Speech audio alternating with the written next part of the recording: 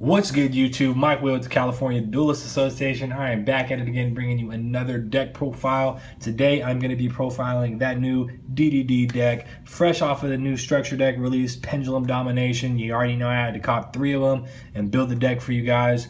The deck's crazy, man. Crazy explosive. It's got about 13, 14 different combos that I can think of right now off the top of my head. It's really fun, really easy to get lost in the amount of plays that you have. So in that sense, I guess it's kind of a skillful deck. If you guys are looking for something different, looking for something to keep you on your toes, keep you thinking, this is definitely the deck to go with. I've been playtesting for about 14 hours since I copped the structure decks today. It's about 3 o'clock in the morning where I'm at right now, so I'm really tired. So you're gonna have to excuse me if my voice sounds funny, if I'm tripping over my words.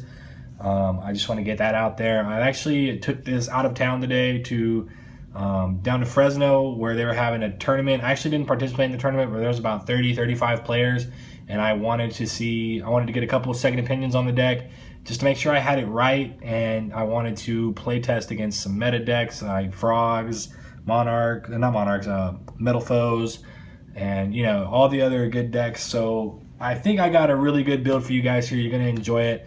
I don't want to keep talking too much, so without any further ado, this is the new DDD deck for January/February 2017 format. Let's go ahead and just get into it, man. I am rocking 3 Lamia, the new tuner we've all been waiting for. This card's amazing. Sort of like a glow up bulb type effect. When it's in the graveyard, you can send 1 DD card or dark contract card from your field to the graveyard to special summon it back. So as you guys can tell by just the effect, it causes a lot of crazy like synchro plays. There's a million combos, guys. I can get into it. I could talk about this all day, but I don't want this video to be hours long, so we're just gonna move on. I play 3 Swirl Slime, best card in the deck, best combo starter for sure. You need to open with this card a majority of the time to play, or a way to get to this card to play. And you basically send this card and another DD monster from your hand to the graveyard to fusion summon, and then from there you banish it once per turn to special summon a DD monster from your hand. So it has 2 summoning effects that are just ridiculously free, and you gotta play 3. So next you play 3 Necro Slime. When this is in the graveyard, mostly you're gonna send it in tandem with the Swirl Slime. You can banish this card and another DD card from your graveyard to fusion summon, so that's really strong. These 2 work really well together, so you have to run 3. 3 Kepler, of course. This is it searches out your dark contracts, which are like your Rotas. So this in a sense is a Rota, kind of, if you think about it that way. And it's a level 1, so it lets you go into formula, of course. It's just a really good card, and a 1-for-1 target, so you have to run it. 3 Copernicus. This guy's new the structure deck. He's a Foolish Burial for the deck. So that's the reason the reason you run him at 3, so send your Necro Slimes to grave. And he is at level 4, so you go into level 5 synchro plays like Librarian, and you plus off of it. So really strong. You play 1 Orthos. Well, I play 1 Orthos because this is like your Archfiend Eccentric. This is your Vanity's Fiend, your Vanity's Emptiness out. Basically, when it's in scale, you can pop this card and then pop a spell trap card on the field. So that's really good. So you play 1. 3 Ragnarok. You got to play 3. This card's amazing. When it's in the scale and a DD monster is special summoned, you can target a DD monster in your graveyard and special summon it. So this just extends combos, and it's really crazy. And then when it's normal summoned or special summoned, I believe you can target 1 DD monster in your graveyard and special summon it. So that's amazing. And it also has a 3rd crazy effect where you contribute another DD monster you control to banish 1 monster your opponent controls. So Ragnarok's just OP in my opinion. You have to play 3. 2 Thomas. This card's amazing too, just because like late game you can when you summon it, you can pop a scale that you control and special summon a level 8 DD monster from your deck and just make rank 8 plays super easily. So that's why I play 2. I don't feel the need to play 3. However, you can play 3 if you really want to. If you want to play the trade-in build, you must play 3. So that's all I have to say on that. And then of course I play double Maxi because this deck is crazy and you have to have some way to slow it down in the mirror match, and Maxi is the best card to do that. I think it's 23 monsters. Very, very, very good. Onto the spells, I play 3 Contract with the Gate. This is your Rhoda. You search it off Kepler. This lets you get to all your combo pieces. Really, really amazing. It's a continuous spell. You can activate it once per turn. So that's really strong. And then I played 2 Contract with the Swamp King. This lets you fusion from your grave by banishing cards. So this is a combo extender, and it's really, really good. I only played 2 because you search it off Kepler, and you really just want to open with the Gate mostly. But I seen builds, people in Fresno were playing 3 of these, so I mean, I don't discourage it, but my personal preference, I like 2. So 3 Gate, 2 Swamp King. Onto the draw power, I played 3 Allure, of course. All the monsters in here are darks except for Max C, but you know, whatever. So you got to play 3 Allure. I played Double Desires. You can play 3 if you want. I prefer 2 just because you don't want to banish all your combo pieces.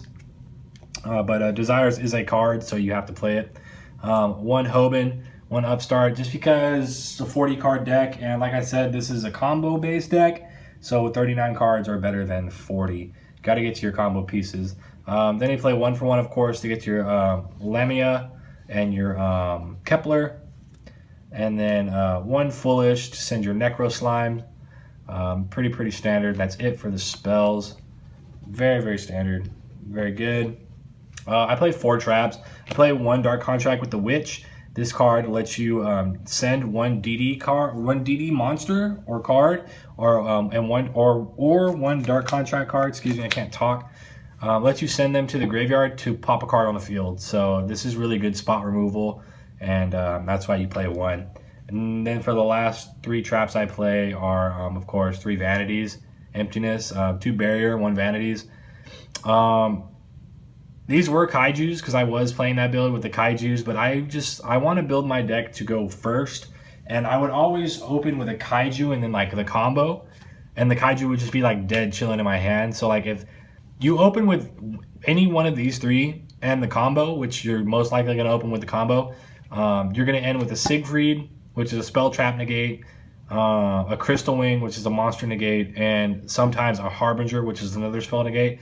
Backed with one of these, you're going to win that duel. So I feel like you have to play these cards because they're the best trap cards in the game, and you can always side them out going second. That's it for the main deck, 40 cards. Onto the extra deck, you play double Genghis. This is the best fusion, in my opinion.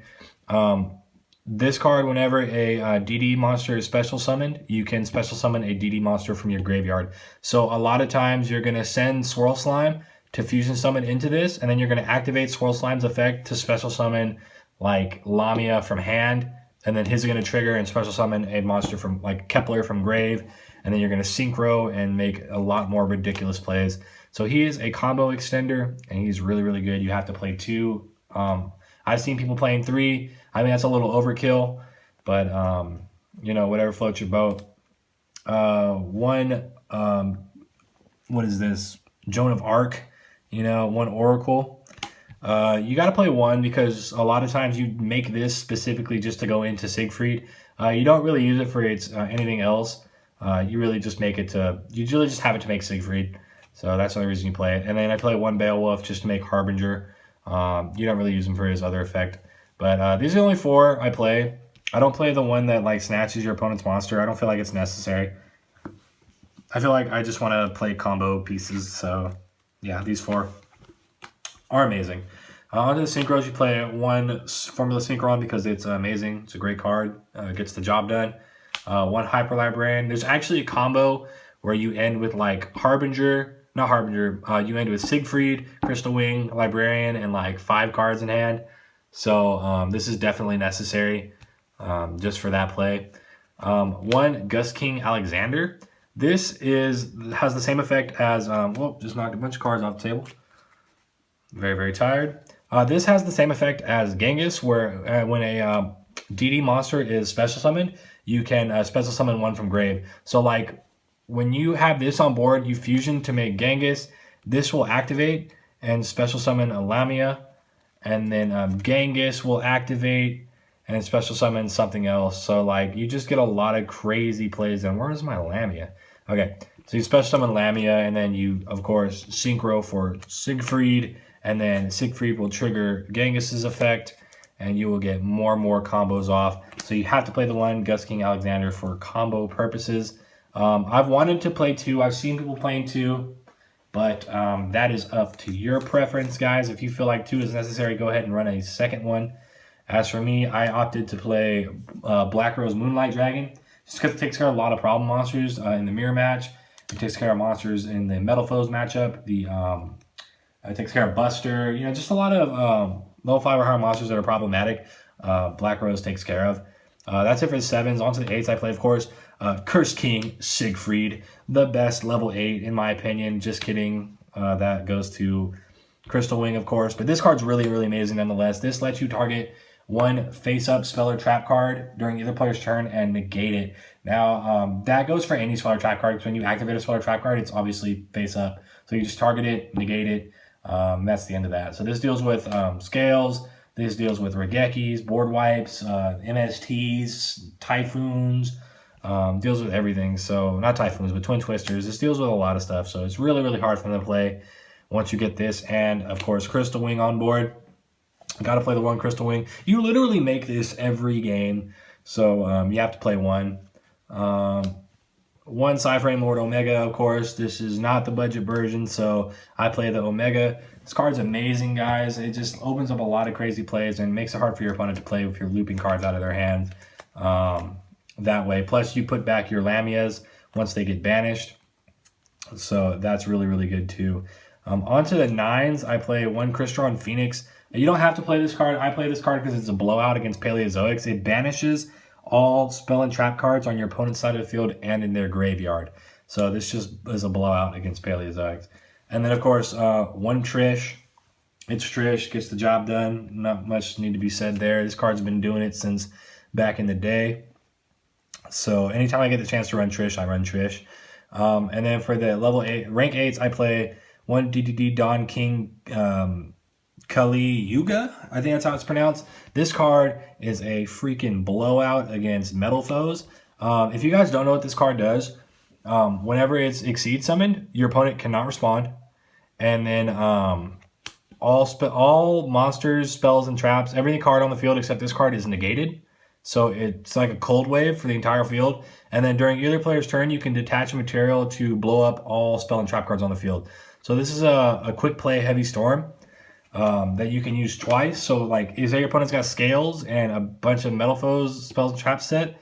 You make this, you blow up the scales and everything on board, and they can't respond. And then during the standby phase, or whenever they scale up on their next turn, you blow up again. So it's really, really hard for Metal Foes to play once this thing hits the board. So that's really, really good. And then, of course, the last one is Hope Harbinger Titanic Galaxy. This card speaks for itself, $20, you know. I don't understand why it's that expensive, but it's really, really good. There's times when you make Siegfried Crystal Wing Harbinger with like a barrier back in it and your opponent can't play. So yeah, that's it, guys, man. That is the deck. I hope you guys enjoyed it. If you did, leave a huge thumbs up, guys. It really helps out the channel, keeps me motivated, wants me to make more videos for you guys. Leave your comments down below. Let me know what you guys thought about the deck. Let me know what you guys would change, what you play in your deck. Let me know if you guys want to see a combo video. I will get together with some friends and we'll make a crazy combo video for you guys, detailing all the combos. I mean, I'm sure you can find combo videos on YouTube, but if you'd like to see me do it in person, leave your comment down below. Also, if you guys haven't subscribed to this channel already, make sure you guys hit that subscribe button. We'd really appreciate it. Just a lot more fire content coming, guys. Like I said, combo video, and I can even do a budget version of this deck if you want me to. My friend Giovanni has a version where they run Beatrice instead of Omega, and it just is really, really good. And he runs trade-ins instead of instead of Desires, of course. And just let me know what you guys want to see, man. Leave your comments down below. Subscribe. Hit that thumbs up button. With that, I am Mike Will at the California Duels Association, signing off. I hope you guys have a good night. Peace.